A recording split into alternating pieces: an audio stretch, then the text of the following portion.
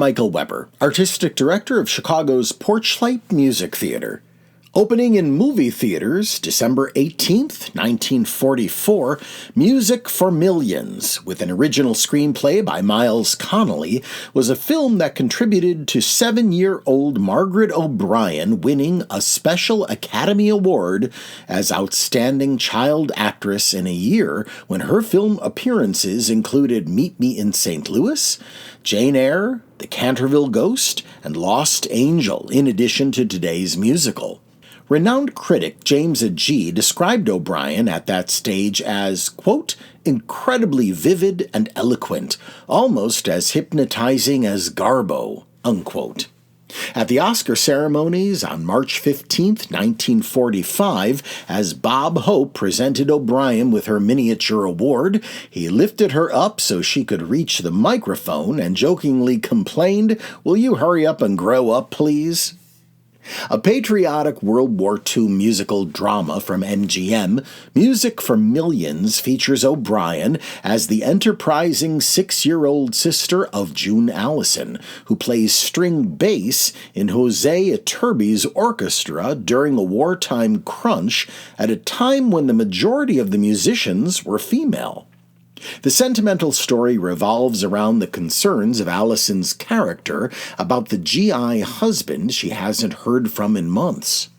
Jimmy Durante, in an unusual bit of casting, plays Iturbi's manager, although the great Schnazzola, as Durante was known, is given a chance to perform Toscanini, Iturbi, and Me, a variation on his vaudeville musical number Toscanini, Stokowski, and Me, and Umbriago, a number written especially for the film that would become one of Durante's most celebrated nightclub pieces.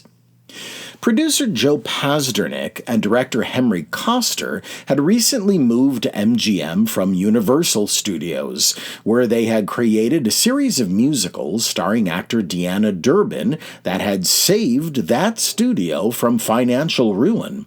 In fact, the team had begun preparing this picture while still at Universal. The working titles of the film were Dear Barbara and 100 Girls and a Man, an apparent takeoff on Pasternak and Koster's 1937 hit Universal film 100 Men and a Girl. Pazdernick and Koster repeated the pattern of the Durbin movies with highly successful Music for Millions, enlivening the plot line with frequent concert performances of the works of Dvorak, Grieg, Victor Herbert, Debussy, Tchaikovsky, Liszt, Handel, and Chopin. Koster thoroughly enjoyed his cast, later describing O'Brien as a born actress, Durante as probably the most wonderful man I have ever worked with, and Allison as a great talent. She really had the spark. When MGM took over the project, actors Susan Peters and Frank Morgan were announced as the stars. Additionally, the film was considered to be Lana Turner's first role after her pregnancy.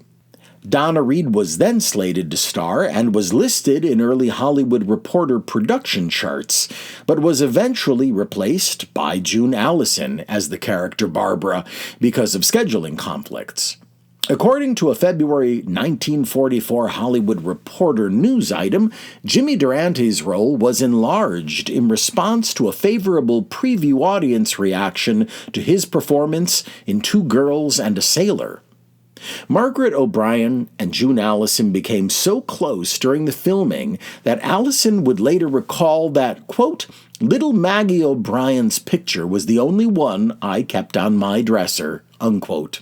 The two actors, who later played sisters again in Little Women in 1949, both remembered being known at MGM as the, quote, town criers, unquote, because of their ability to weep convincingly at the drop of a hat.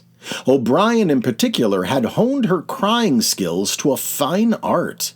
In a Directors Guild of America oral history interview, Coster recalled O'Brien asking him in a scene in which June Allison and she were supposed to cry to harmonica player Larry Adler's rendition of Clair de Lune, quote, "Mr. Coster, do you want the tears to be just visible in my eyes or rolling down my cheeks?" Unquote. When asked what she meant, 6-year-old O'Brien said, quote, "I can control that. I think of something very sad when I want to have them roll down my cheeks, or just a little sad when you just want my eyes to get wet." Unquote. On April 10, 1949, radio's Screen Directors Playhouse broadcast a 30-minute adaptation of the movie, with June Allison reprising her film role. However, what we have for you now is the May 27, 1946 episode of the Lux Radio Theater, featuring the film's other stars, Margaret O'Brien, Jimmy Durante, and Hosea Turby, with Frances Gifford as Barbara in Music for Millions.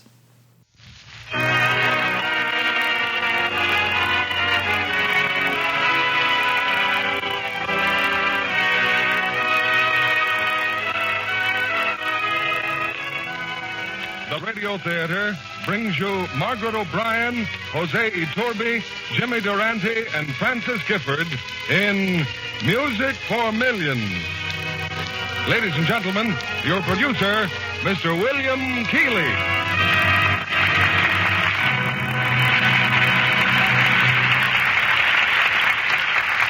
Greetings from Hollywood, ladies and gentlemen. Tonight is an exciting occasion when we bring together a galaxy of stars you'd find almost impossible to duplicate. First, beloved Margaret O'Brien, the only player of any age who has been starred 4 times in 1 year in this theater. Second, the world-renowned pianist and conductor, Hosea Iturbi, making his first appearance on our stage. Third, the one and only Jimmy Durante. Finally, for glamour and romance, we have the lovely Frances Gifford. They appear together in Metro-Goldwyn-Mayer's success, Music for Millions, directed by Henry Coster.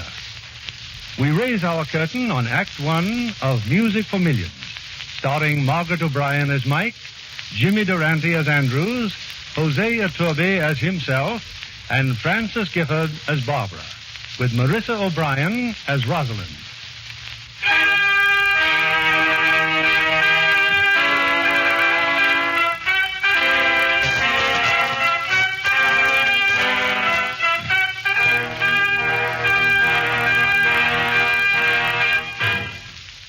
In New York's Philharmonic Hall, the celebrated conductor and pianist Hosea Iturbi is concluding a Tchaikovsky symphony.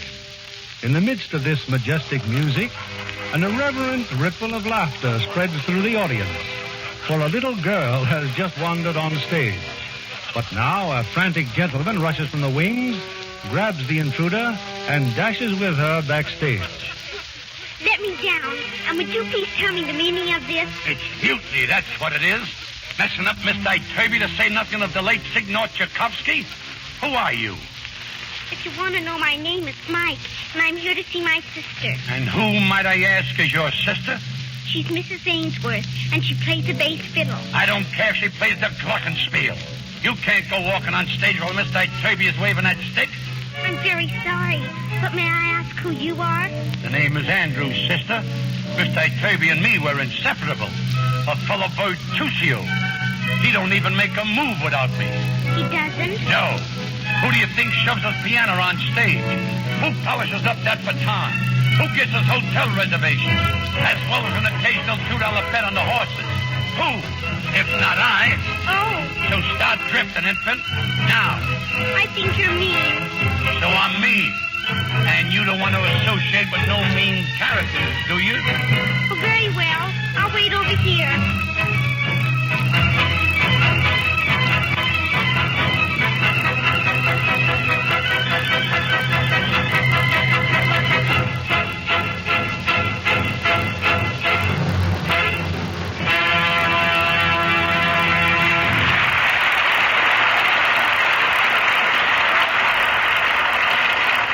I told you to take a powder.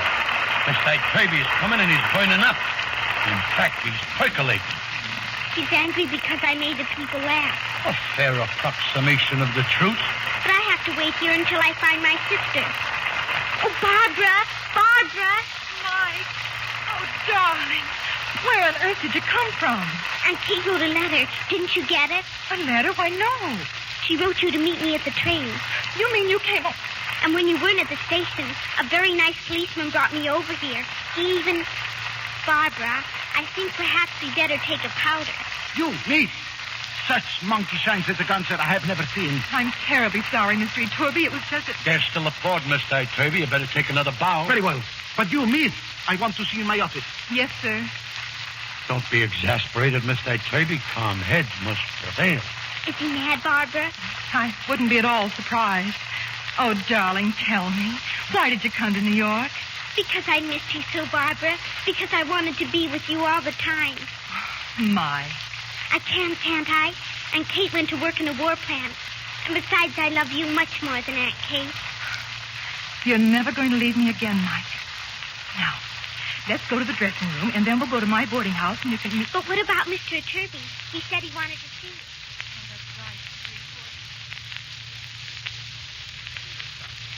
To a vaudeville act. A baby walks on the stage. The audience giggles, and she just stands there and stops playing. Who? That girl who plays the string bass. I'll fire her tonight. Good. Great. The minute the orchestra busts up, I'm going on my own.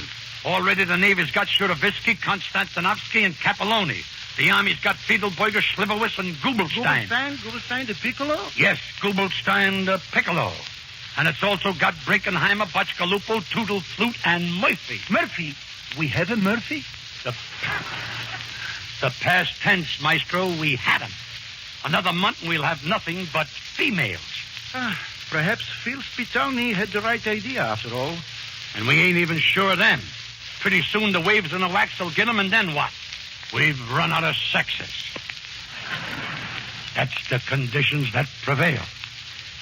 You think they'll be taking the women, too? Yes, when that happens, we don't have to worry. You know, I play piano, too, Mr. Turby. Mm-hmm. Intending no reflection, it's been said quite frequently that I'm a virtuoso. Really? Yes, sir. A child prodigal. Come in. You wanted to see me, Mr. Iturbi? Oh, yes. Mrs. Answorth, Watch that temper, Mr. Turby. I'm sorry, Mrs. Answorth, but I have forgotten completely what I wanted to see about. Oh, nothing important, I'm sure. Good night. But... good night. Yes, Mr. Iturbi. Good night. With this scarcity of musicians, I fire nobody. Run along, Andres, run along. What stress and strain. What a dilemma. Andy. Do I hear my name? Oh, Andy, thank you. Thank you for saving my job. I didn't do nothing. Somebody's got to keep this orchestra together, ain't they? But babies I didn't figure on. Draft boards I figure on. But babies I didn't ever figure on. It's a nursery I'm running for babies. Me, a piano virtuoso, who could be out making a fortune. Money isn't everything, Andy. No, but I like to have it around so I could choose the type of misery that is most agreeable to me. I bid you good night, madam. Good night, Andy. Well, Mike?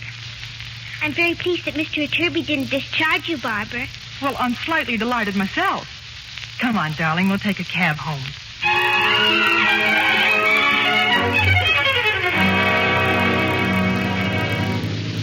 And when we get home, I'll introduce you to Jane and Rosalind. We all live together in Mrs. McGuff's boarding house. Jane and Rosalind play in the orchestra, too. Barbara, do you feel all right? I'm just tired, Mike. Here's something you haven't seen. It's Joe, a picture of Joe. We had it taken just before he went overseas. Do you write to him every day? Every day. And does Joe still write to you every day? Oh, well, he can't now, darling. He's very busy. When was his last letter? Oh, a few weeks ago, Mike.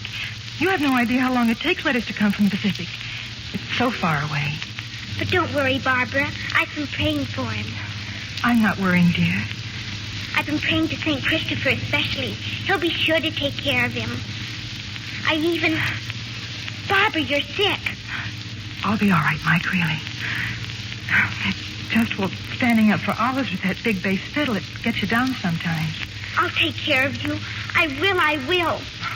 Thank you, darling. Thank you.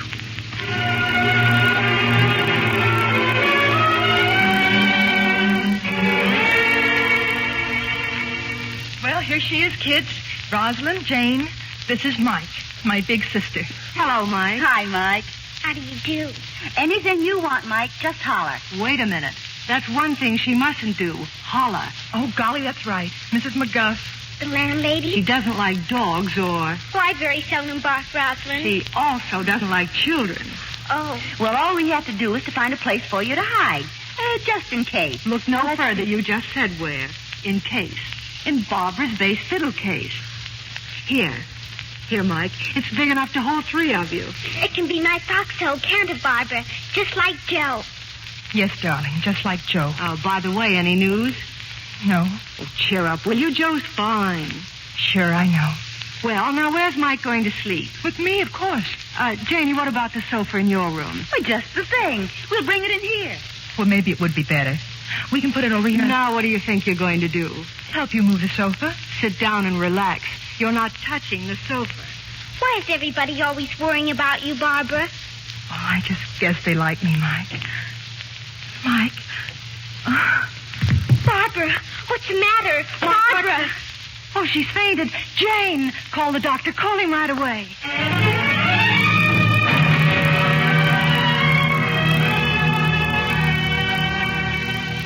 And don't worry, Mrs. Ainsworth. Everything's perfectly normal. You're fine. Well, good night. Good night, Doctor. Doctor. Oh, it's you, is it? I sneaked out into the hall from Jane's room. Doctor, what's the matter with my sister? Oh, frankly, young lady, nothing. But she fainted. Well, lots of folks do that.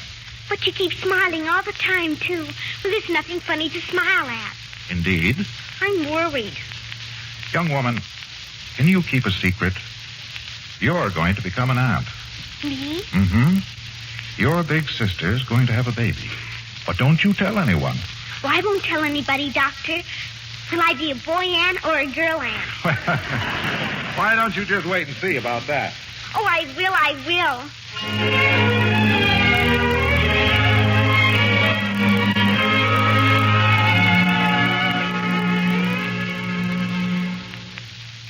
Barbara, are you still awake? Mike, I thought you were asleep long ago. Barbara, can you keep a secret? I think so. Well, don't tell anybody, but you're going to have a baby. Mike. It's true, Barbara. I just thought you ought to know. I'm all excited, aren't you? Oh, all excited. And I thought with you being kind to Bill, it would make you feel better, knowing about the baby. Oh, it does, Mike. So much. You can go to sleep now. You'll have sweet dreams. Yes, I know I will. Mike, will it be a boy or a girl? Well, why don't you just wait and see? Oh. Good night, Barbara. God. We'll be starting the rehearsal soon, Mike. And I run along foot. You know, there'll be trouble if Mr. Torby sees you. Oh, very well, Barbara. But all I do is hide. I hide at the boarding house and I hide here. Avoiding both Mrs. McCuff and Mr. Turby, that's an achievement. Oh, well, I guess I'll go to the usual place then, Barbara. But I'll be back. Thanks, darling. Usual place? Yeah, that church up the street. I think she just sits and prays. Well, things will be different when we start playing those army camps. I hope we'll... Uh-oh. Here comes Andy. Another announcement. Maybe the tour's off again. Ladies and gentlemen of the aggregation and fellow artistes, while we're waiting for the maestro, it would seem entirely fitting and proper that I run over my concerto. We will commence with the first movement and kindly watch your vibratos and, likewise, the agitatos. As for the harp... Yes, Mr. Andrews? Your slip is showing. Now then, I sits down at the baldwin and we're ready to commence. The first movement, if you please.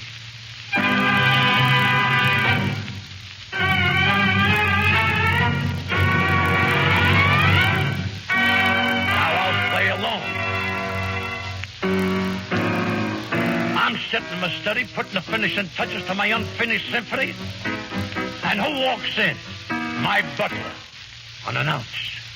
He hands me my copy of the Philharmonic News, which I was eagerly awaiting. And what do I see? Right on the front page, a picture, a group picture, with a headline reading, Musical America selects the three greatest conductors of all time, Toscanini, Ike, Turvey, and me.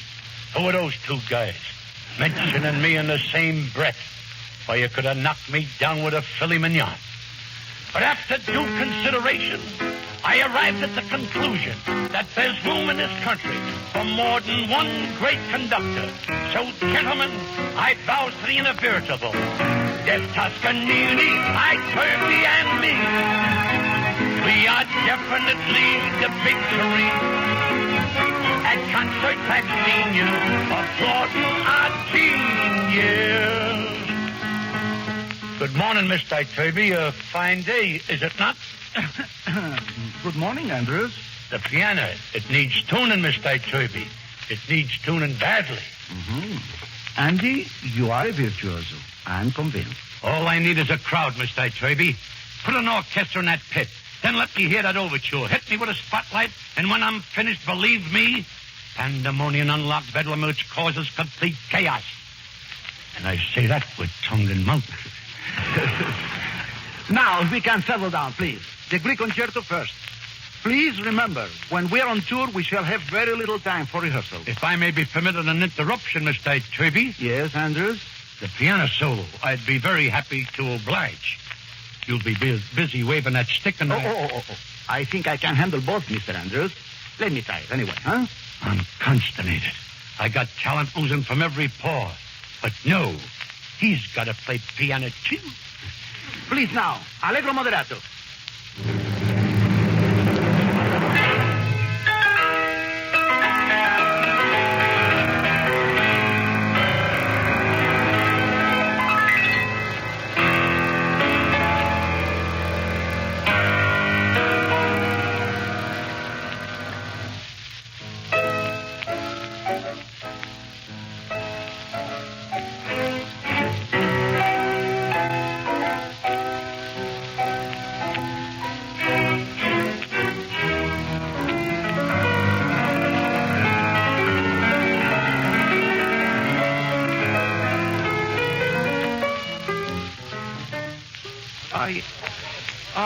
I beg your pardon? Oh, hello. I went out, but I decided to come back. I see. I'm carrying the stool to my sister up there. Oh, then, don't let me bother you. Oh, no, sir, you're not bothering me. Young lady, why are you taking that stool to your sister? So she can sit on it naturally. Oh, naturally. But why? I can't tell you, Mr. Turvey. It's a secret. It's a secret. Oh, all right. Go ahead. Give the stool to your sister. Oh, but really, Mr. Turvey... Sit down, Mrs. Ainsworth. Sit down. And you, please. Me? Yes. Would you mind leaving so this rehearsal can continue?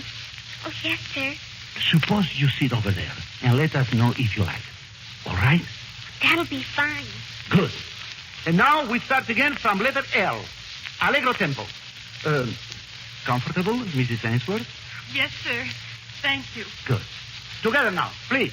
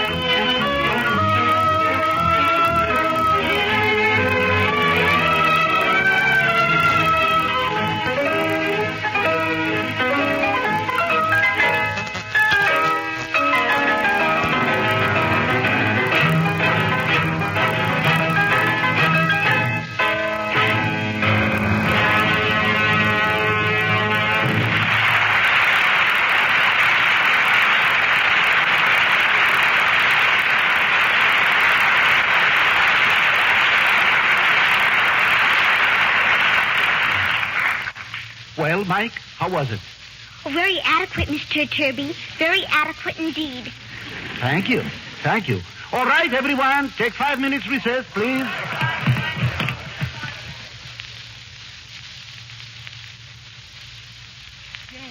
Jane, I've been looking all over for you. Look. A telegram. Quiet, Jane. This is for her. For Barbara. But how did you get... Mrs. McGuff just brought it here. It's about Barbara's husband. Oh, no. He's missing. Missing in action. Oh, Roz, you've got to tell her. I can't. The state she's in. What if she lost the baby? Could we just be deceiving her? We can wait until after the baby comes. And lie to her every minute of the time? Hey, what goes you two? Oh, nothing. Why? We'd better get back to our places. We've some rehearsing to do, remember? Was that a telegram you just put in your purse, Rosalind? Telegram? Well, now, who would be sending me a telegram? I shouldn't have asked. It isn't nice for children to be inquisitive. Not nice to know, but quite natural. Roz? Yes? It wasn't anything that I... Skip it. I've just got a bad case of the jitters, I guess. Don't be sad, Barbara. You'll hear from Joe soon. Honest you will. Honest.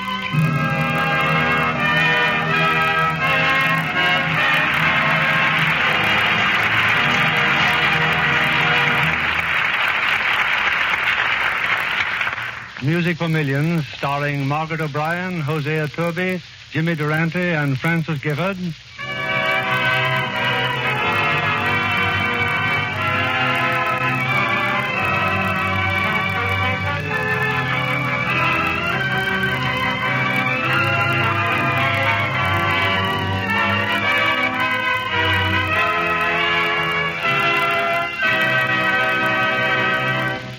Act 2 of Music for Millions, starring Margaret O'Brien as Mike, Jimmy Durante as Andrews, Hosea Turby as himself, and Francis Gifford as Barbara.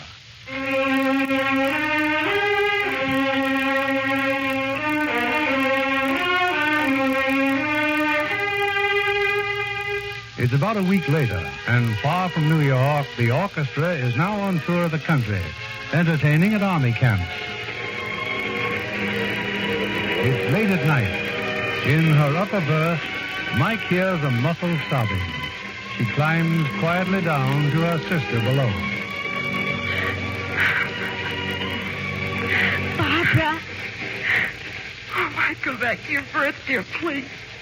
I couldn't sleep because I knew you were crying. Barbara, I'm not ever going to leave you. Not until Joe gets back. Joe's never coming back, never. Oh, Mike, he's never going to see his face. Oh, dear. God's going to be angry at you. He really will, Barbara. Barbara. Yes.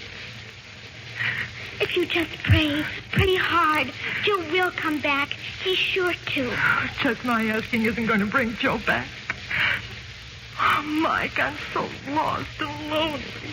Why don't you tell God? That's the best thing to do. He'll understand you.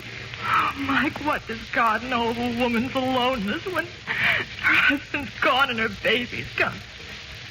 Oh, no, Mike, he doesn't know.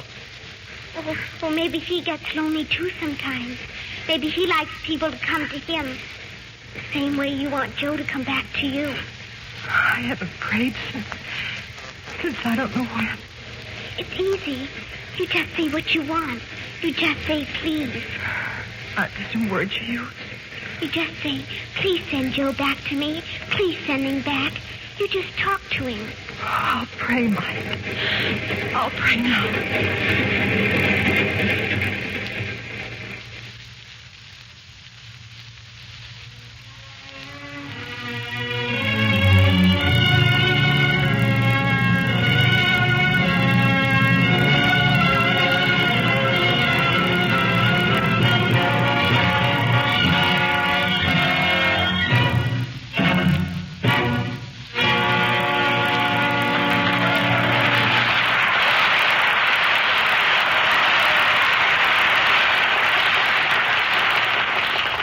Thank you very much, boys.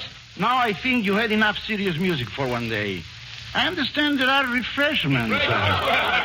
Yes, we are hungry too. How about it? Did you hear that, Mike? Refreshments. I'll be right back, Barbara. I have to go to the cloakroom. Go, Ross. or a handkerchief, maybe. Well, young lady, can I help you? Oh, no, thank you. There's a stool in the cloakroom. I'd like to borrow it for my sister. Go right in, honey. Just take the one the lady's coat is on. Oh, thank you. I'll take her purse and her coat and... Oh, dear, there goes her bag. Everything spilled on the floor. Mike, Oh, hello, Rosalind. what are you doing with my bag? Well, I was just trying to... Give me that telegram. Give it to me. Oh, Rosalind, are you out of your mind? Why did you push that child like that? She had my purse. She was going through my things. I wasn't. It fell on the floor and everything spilled out. I couldn't help it. Oh, Mike, I'm terribly sorry. Can you forgive me? Well, I always try to forgive everybody. Thank you. Barbara. Oh, forget it, Ross. It just sort of bowled me over for a minute.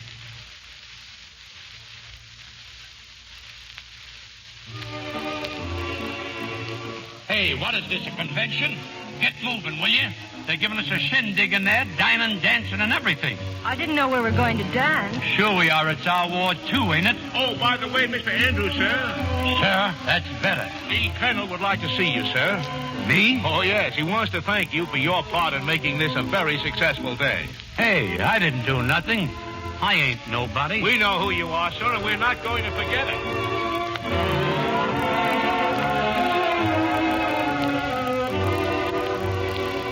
Oh, Mr. Turby. Yes, Colonel? I'm hoping you'll do us the honor of playing the piano for us. If you don't mind, Colonel, today belongs to the orchestra. Mr. Turby, the boys would be most grateful if you played. When there are pretty girls to dance with?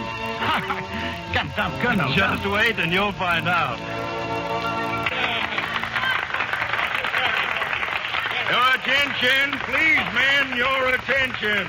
In addition to the honor of having with us this great orchestra, we also have a great artist. I'm taking the liberty now of asking him to play for us. His name needs no mention. It's known wherever fine music is played. So that's what you wanted to see me about, huh, Colonel? I'm overcome with justifiable unpretentiousness.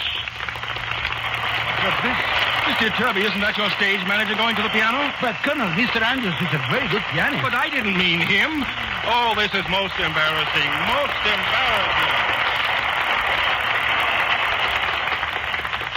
Ladies and gentlemen, I sits down to the piano. I glance at the music on the piano, and what do I see? I see Chopin on the piano. Chopin's Etude. I'll play it.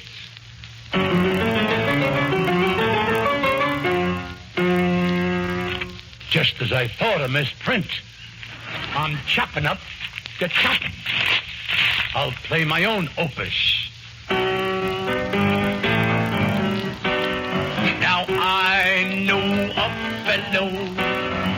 fellow who can make your life so mellow.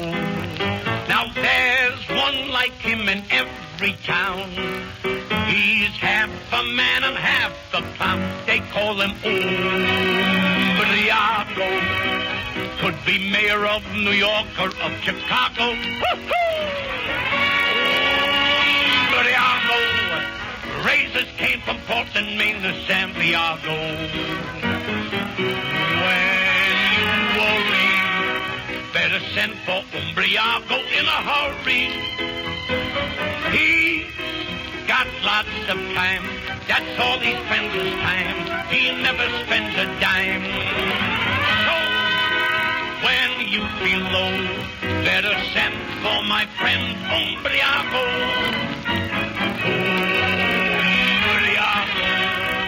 Could be mayor of New York or of Chicago.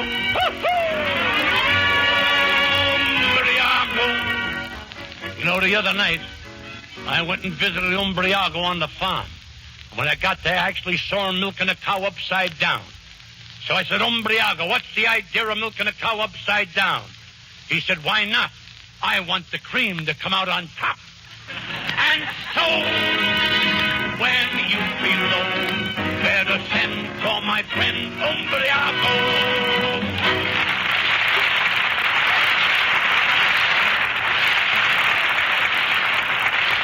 The Virtucio bids you adieu.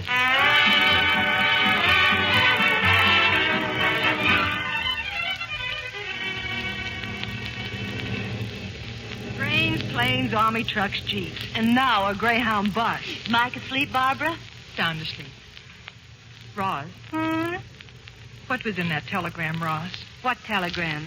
You're hiding something from me. There was a telegram, wasn't there? Well, can't a friend of mine send me a telegram? All right, Roz. That's how you want it. That's exactly how I want it. Well, it looks as if we're getting into town. Our bags are back here, Barbara. See you in a minute. We didn't fool her for 1 minute, Jane. I know we didn't. And something's got to be done by somebody. And soon.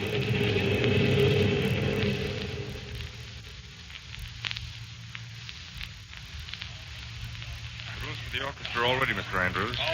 Did you get the piano for Mr. Tate? It's in his room, sir. Thank you, clerk. We artistes have to keep ourselves in tune. You understand. Come on, girls. Sign the register. Oh, Barbara. We're here, Andy. I got your twin beds on account of Mike. Oh, thanks, Andy. Now give her to me. I'll carry her upstairs. Careful, Andy. She's heavy. I got her. Thanks, Andy. You're so... I know I am. I'm beautiful. I'm just a nursemaid. That's what I am. It's too bad you're asleep, Mike. But you'd see what I'm enduring on your behalf. Elevator going up. That's us. Why don't I try to carry you up to bed? You say something, sir? I'm confining my remarks to the woman in my arms. Mike, don't think I don't know. You and I, Toby, are chums. All I'm good for is to carry you around. Me, a portable bassinetti. Shh. Go to sleep. Never mind arguing about it. We don't have to get into no conversary about it now. Just keep sleeping. That's it. Just keep sleeping.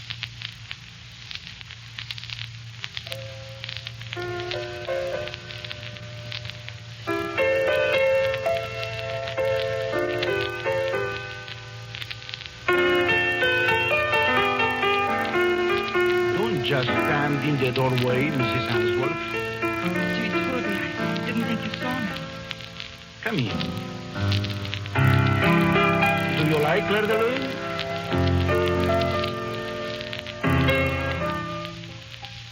Mrs. Answorth, those are tears in your eyes. My husband loved it so. Claire de Lune. And I played that badly to make you cry? Oh, no, it was wonderful. What's wrong, Mrs. Answorth? My husband, I haven't heard from him in the longest time. You're afraid? No, Mrs. Answorth. You mustn't lose your courage. But I... Look at me. Come now. Come. Up. Barbara, the world is going to be a pretty sorry place. I don't care about the world. I care about Joe. I love him and I want him to live.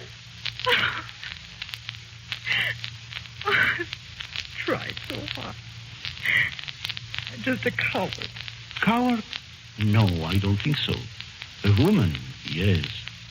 Now, sit down, please. Let me play something else for you. This music for you. Happy music. This. Look. Listen.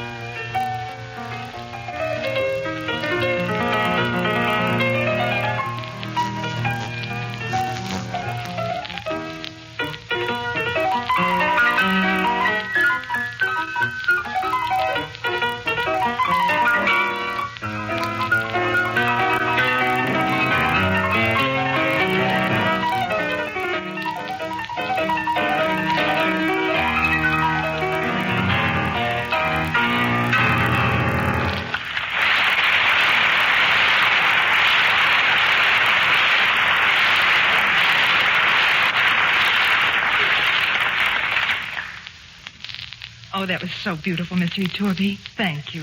Don't thank me. Thank Chopin. Good night. Ah, you are smiling. Good night.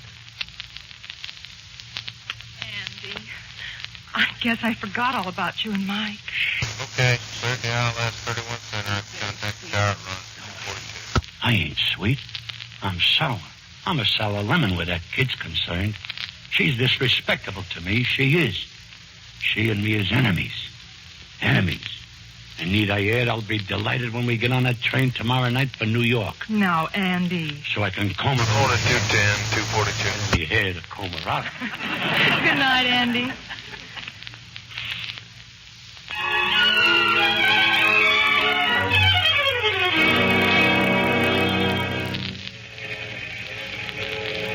Barbara and Mike are in the dining car. At last I can tell you what happened, Roz. About your uncle? Yes. You phoned him? Yes, well, he's a handwriting expert, like I told you. Will he write the letter?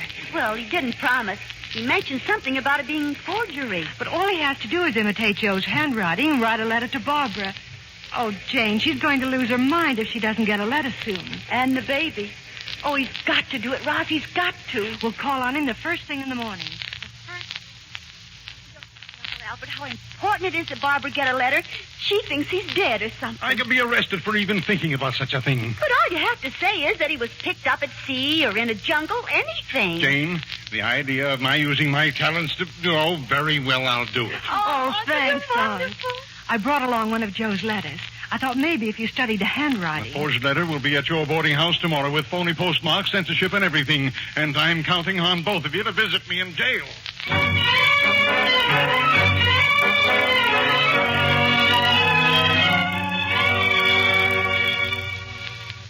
But, Mike, what's Barbara crying about? What's happened? She's crying because she's so happy. It came, Rosalind, it came. A letter from Joe. Oh, Jane, Ross.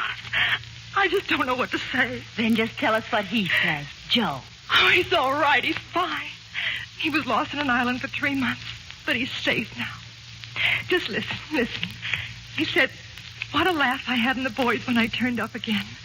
I was so glad to be back. I just hugged and kissed everybody. The men, too. He just kissed everybody, even the men. Imagine it. Oh, I'm so happy. I knew the letter would come, Barbara. I knew it all the time. Oh, I know you did, darling. Now, Roz, what a pest I was about that telegram you got. Oh, forget it. Oh, I was so sure something had happened to him. Mrs. McGough. I just wanted to find out about the letter. It was from him, wasn't it, Barbara? Oh, yes, Mrs. McGough, yes. And then at the post... Well, and who is this? This child? Oh, she's my sister, Mrs. McGough. Her name is Mike. Well, how do you do? How do you do? Well, I wish you'd come and stay with us sometime. What? It'll be more like a home with a little girl running about. But didn't you tell us no dogs and no children? Oh, no. Only boy children and boy dogs. This is a ladies' residence, you want to remember. I think I have to go somewhere, Barbara. You do? Where? Somewhere to thank somebody for something. She's going to church. I think I'll go, too. Well, it worked, Roz. Uncle Albert's letter worked. But why he had to mention some of the things he did, I just don't. Oh, well. It'll all be over in a few weeks, one way or another. Poor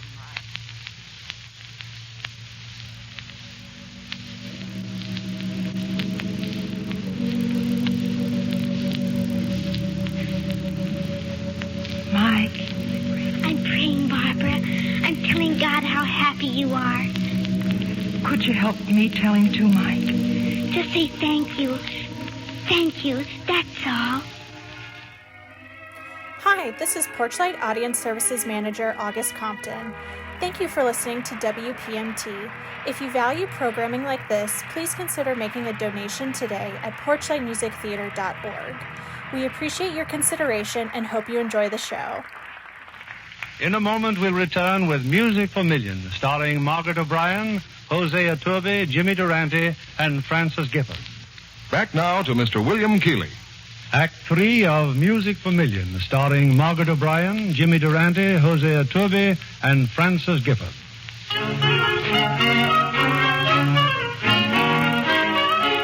Several weeks have gone by, and each week Barbara's had a letter from Joe. But there's a new bass fiddle player in Mr. Turby's orchestra, for Barbara is now in the hospital awaiting her baby's arrival. In the room for expectant fathers, Rosalind, Jane, and Mike are waiting too. So here's where you all are, huh? Here's where you're hanging around when there's a concert on tonight. Or didn't you know? Hello, Andy. Hello, she says. Comes time for the downbeat and you're all here having a baby. Now, wait a minute. Not even a half a minute. There's a cab out in front. Get moving. Oh, all right. Come on, Mike. I can.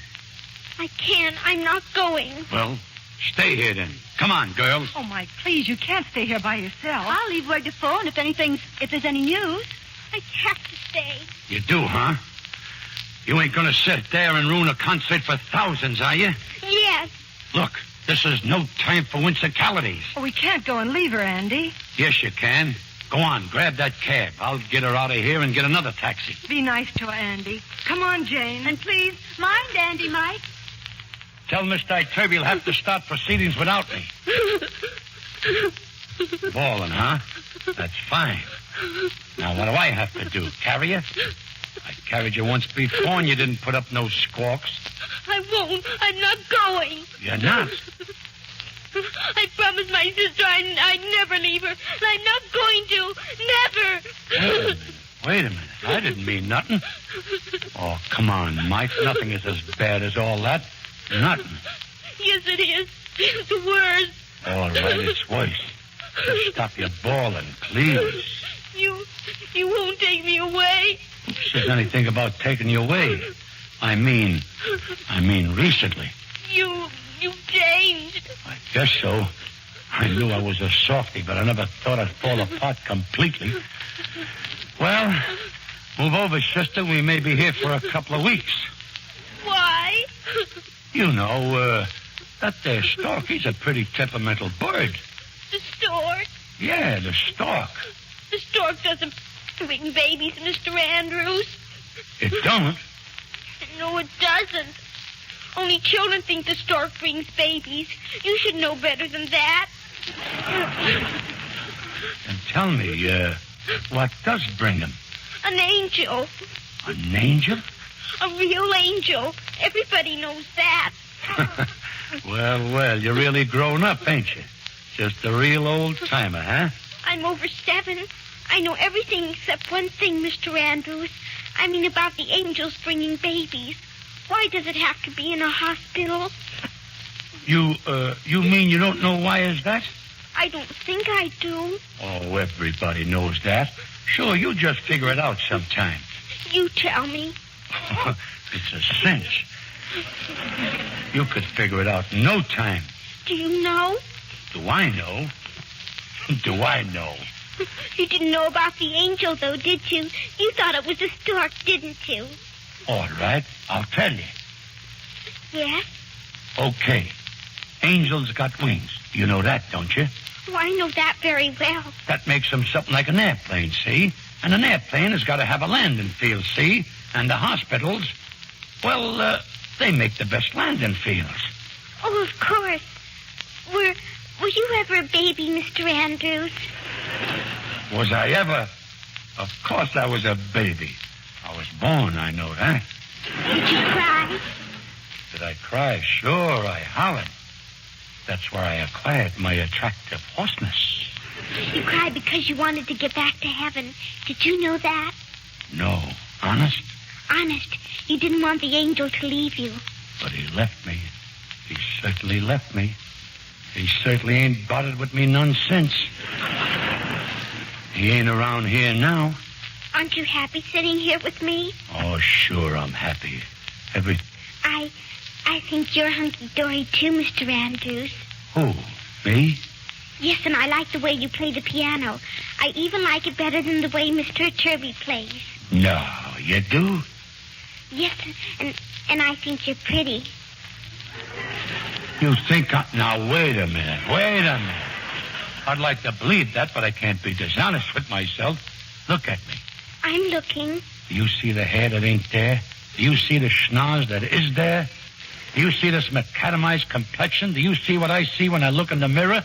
I still think you're pretty. I thought that you and me was enemies. Do you know something, Mike? No, what, Mr. Andrews? You know that angel? The one that brings you in place of the stork? Yes? Well, he ain't never left you, Mike. He's right with you every minute. And I can tell you he just don't stay around with most people. He just drops that bundle and runs. But he ain't never left you. And I got an idea that he ain't never going to either. I hope your angel and my angel like each other. Yeah, Mike. Me too. Me too.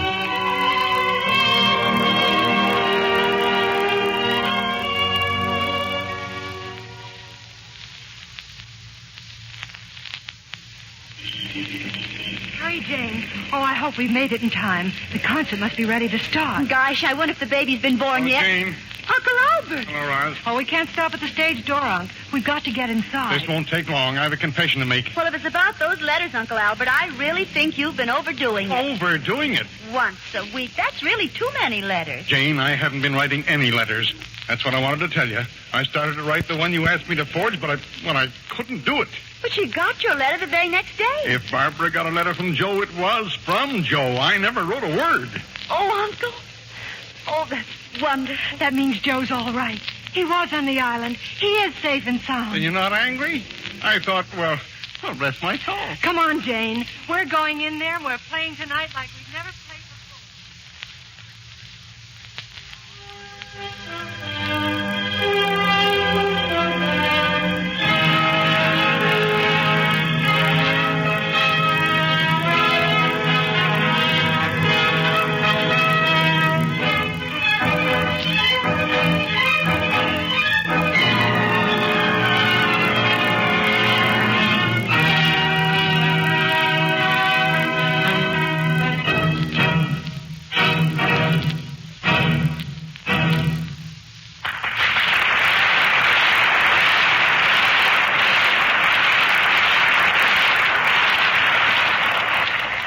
Listen to that hand, Maestro. You better go back out there and take another bow. Andrews, where have you been all evening?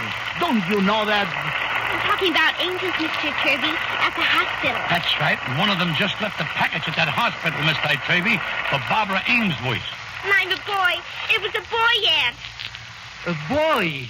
Andrews, that's wonderful. Oh, it was nothing at all. And Barbara's fine, and she told me to tell you, and I'm going to write you all about it tonight. Joe, oh, yes, the husband. Pardon the interruption, Miss Tate, but they're still clapping for you out there. Those nice paying customers. Oh, yes, excuse me.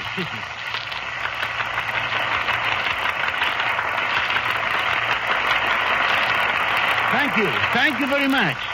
Now, if you will excuse me, I have a special announcement to make to my fellow musicians. Ladies and gentlemen of the orchestra, it's a boy! And now, for a lovely girl in a hospital, and for the baby boy in her arms, and for a soldier so far away, I would like to play a melody that they cannot hear, and yet, in a sense, I think they will hear it. I know from now on, I will always think of it as belonging to them as their own Claire de Lune. Mike, get off the stage, Mike. But I want to hear Andy. And I want you to hear it too, Mike. Everything turned out just fine, didn't it, Mr. Turby? Yes, Mike. Just fine.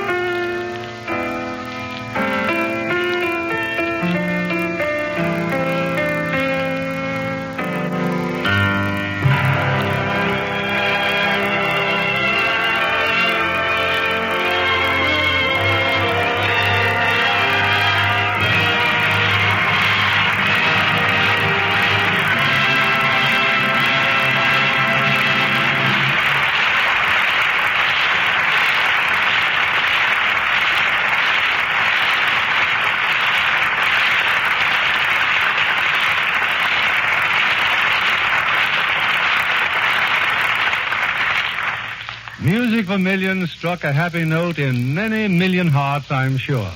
And our thanks go to Margaret O'Brien, Jose Iturbe, Jimmy Durante, and Francis Gifford. Jimmy, I'm sure our audience joins me in extending our best wishes. You've certainly done very well in show business, Mr. Durante. And that from another veteran is praise indeed. Jimmy, I remember the old days when you were teamed with Lou Clayton and Eddie Jackson at the Silver Slipper on Broadway. What did you do at the Silver Slipper, Jimmy? Tried out a couple of sock songs. What else? Mother says you were really sensational, Mr. Durante. Yes, Lou on the dance floor, Eddie with the songs, and me at the piano. A triple threat. Well, Jimmy, I understand that Metro-Goldwyn-Mayer is giving you an anniversary party next week in New York. They have taken over the Silver Slipper and renamed it Club Durante. How long will the party last, Jimmy? One consecutive night. Are you going to have any celebrities for dinner, Mr. Durante? That's cannibalism. Even a Durante ain't that hungry, Margaret. Actually, many of Jimmy's old friends will be there. Jimmy, I'll bet you'll see a lot of hilarity at that party. Hilarity, too? How do you like that? Everybody wants to get into the act. Well, when I heard about Jimmy's anniversary from Joe Pasternak, I wanted to be there from the very beginning. Is it going to be a surprise party, Jimmy? Surprise? Wait till they see the joint the next morning. I wish I could be there. But I have to attend an opening with Wallace Berry. What's Berry's got? What has Berry got that I haven't got? Oh, it's just that we're in the picture together. I tried not to make a mistake on this. Margaret, think before you answer that. Good night, Bill. Good night and happy anniversary.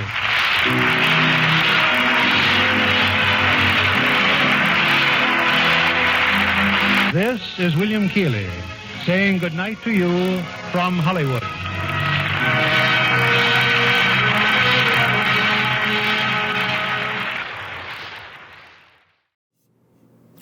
Music for Millions was a big success at the box office, earning MGM a profit of $824,000, over $12.2 million today.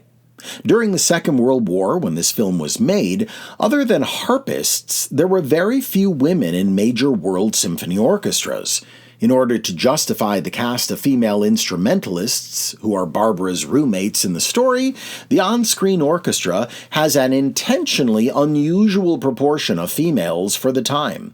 Among them, actor Marie Wilson, star of the radio sitcom My Friend Irma on classical clarinet.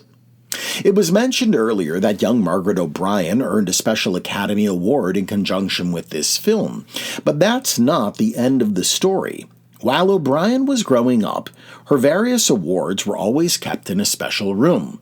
One day in 1954, the family's maid asked to take O'Brien's Juvenile Oscar and 2 other awards home with her to polish, as she had done in the past.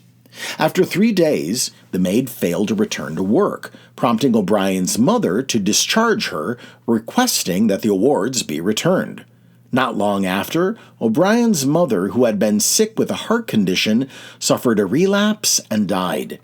In mourning, 17-year-old O'Brien forgot about the maid and the Oscar until several months later when she tried to contact her, only to find that the maid had moved and had left no forwarding address. Several years later, upon learning that the original had been stolen, the Academy promptly supplied O'Brien with a replacement Oscar, but O'Brien still held on to the hope that she might one day recover her original award. In the years that followed, O'Brien attended memorabilia shows and searched antique shops, hoping she might find the original statuette. In 1995, memorabilia collectors Steve Niemand and Mark Nash were attending a flea market when Niemand spotted a small Oscar with Margaret O'Brien's name inscribed upon it. The 2 men decided to split the $500 asking price, hoping to resell it at a profit, and lent it to a photographer to shoot for an upcoming auction catalog. Bruce Davis, then executive director of the Academy, was alerted that a miniature statuette bearing O'Brien's name had surfaced in a catalog for an upcoming memorabilia auction. Davis contacted a mutual friend of his and O'Brien's, who in turn phoned O'Brien to tell her the long-lost Oscar had been found. Upon learning of the award's history, Nash and Neiman agreed to return the Oscar to O'Brien. On February 7, 1995, nearly 50 years after she had first received it, and nearly 40 years since it had been stolen, the Academy held a special ceremony in Beverly Hills to return the stolen award to O'Brien. Upon being reunited with her juvenile Oscar, Margaret O'Brien spoke to the attending journalists, quote, "For all those who have lost or misplaced something that was dear to them, as I have, never give up the dream of searching. Never let go of the hope that you'll find it, because after all these many years, at last, my award has been returned to me." Unquote. Theaters across the country need your support now, more than ever. We hope you'll consider a donation to Porchlight Music Theater today. Just go to porchlightmusictheater.org. Until next time on Classic Musicals from the Golden Age of Radio, I'm Michael Weber.